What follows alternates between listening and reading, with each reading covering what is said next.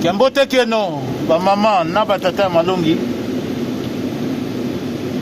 maboko basala yango pona kosala kilo ya mobali nde bulo kilo ya mobali nde mosala otala position na kosala nango bino bandeko bampangi ya mundu na Congo Brazza Kinshasa Luanda partout ya kofukama maintenant on a choisi ma facture à Nabwa Badou, donc j'ai pas de choix. Mais la vie appartient au courageux, j'ai pas de choix. Donc c'est ça. Ça, oui, merci. Ça, on appelle ça des extracteurs, en fait. Des extracteurs, bateau, dans le secteur, dans le pays. Oh, biso na Congo et pas na biso to benga ka WC. Donc quand to benga ba saniteur, ba toilette. Donc tant muta koti a sali petit besoin, kaka nyoso. Pour na solo ezala te ba moteur yango yango yo ba benga ka ba extracteur. Eza nango ya mike mais eza puissant moins. Donc aza na pona robenda solo pour solo etikala na pièce etika na kata toilette te. Et puis voilà. Donc na ye to na za awa pona ko silisa ba boulot yango parce que biso totalité misale ezala plus ba sous-traitant mais celui ba sali connerie. Nous sommes basali ba merde, biso siko toyaka pour na ko arranger en fait kota vraiment nyoso na ba norme quoi. Parce que là eza ba norme té.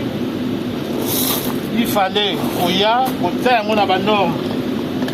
Mais na expliqué bien que c'est des extracteurs ba moteur appliqué oyo eza pona ba toilette. Parce que ah, ils ont un bureau, un cinéma, une salle de sport, c'est ça. Là, immeuble dans ça là. Ah, non, la terrasse, non, la licolo. Donc, je suis venu pour faire la finition. Et puis voilà. Donc, reste, il y a ma mère d'eau, ma sous-traitant, ma salle qui donc. La polonais. Faut qu'il y ait un bangoté pour Koyo, capé français, moi, mon boulot pour français, ça me n'a bangoté.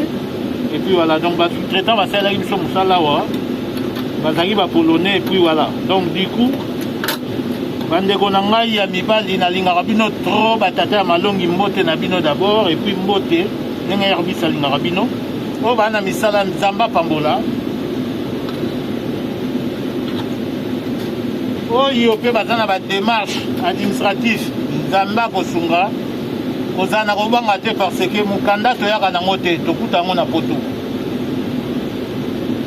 au BCP pour rater parce que na minute temps sous doke na nutegoya faut qu'on persévérer faut qu'on zalana na foi faut qu'on zana gondima mukanda tokutakawa ndaku tokutakawa mais par contre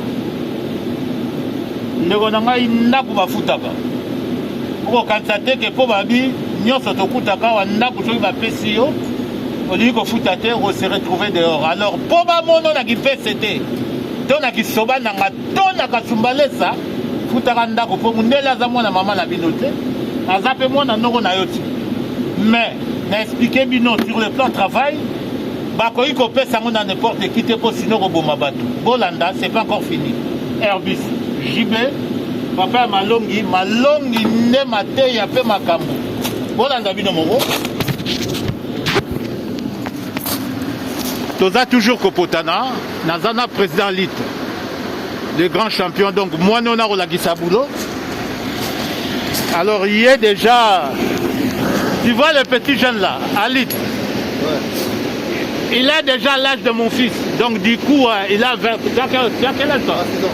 Il a 26 ans. Ma maman est malongue.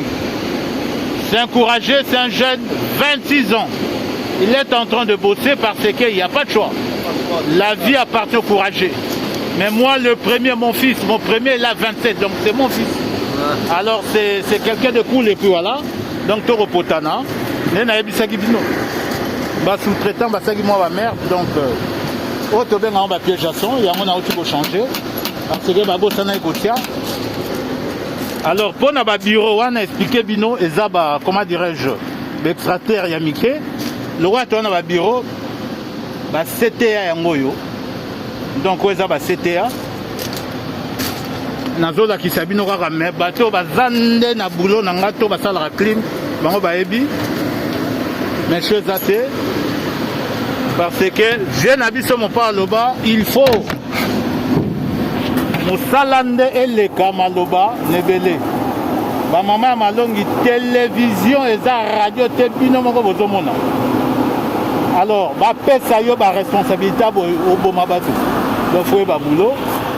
Nagi ko changer ba oyo, to benga ba piège à ça. Donc ba sortir à moteur avec toutes les vibrations. Là, oyo zapona pour récupérer ba bruit pour éviter de faire trop de bruit. Donc ma clim nyo c'est ngona, ils ont déjà raccordé. Et puis voilà. Donc tozara kokotana sans boulot, maatro koyeba musala nyake selengi. Ba maman malongi herbis alela bino. Ba tata malongi pareil. Musala nde makambo.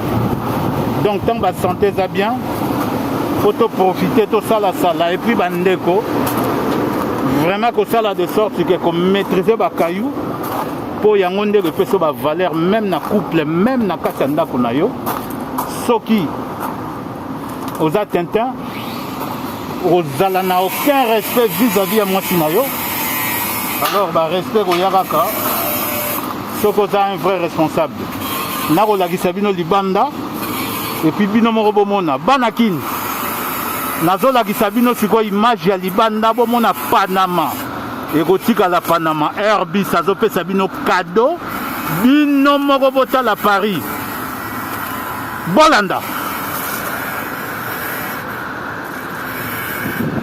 wana grand scène et puis bozomona ba pont na likolo na terrasse et c'est pas encore fini bota la bien. Donc bati que la ba site aboya ko yona ni soko ebi musala te. Je nanga mo pa okosate.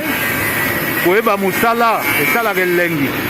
Et puis Panama kotika la Panama Airbus wazola ki salou. Donc boulot ne makambu 21 ans de métier. Nazola ki sabino ba dizaine c'est pas encore fini. Bota la l'autre côté bomona la défense. Vas-y. Bokanga na ba combo, bomoni ba tour. Ça c'est la défense. Banakin, Herbis Alela Bino, Papa Malongi donc na rosa tamingi te pona na kayou.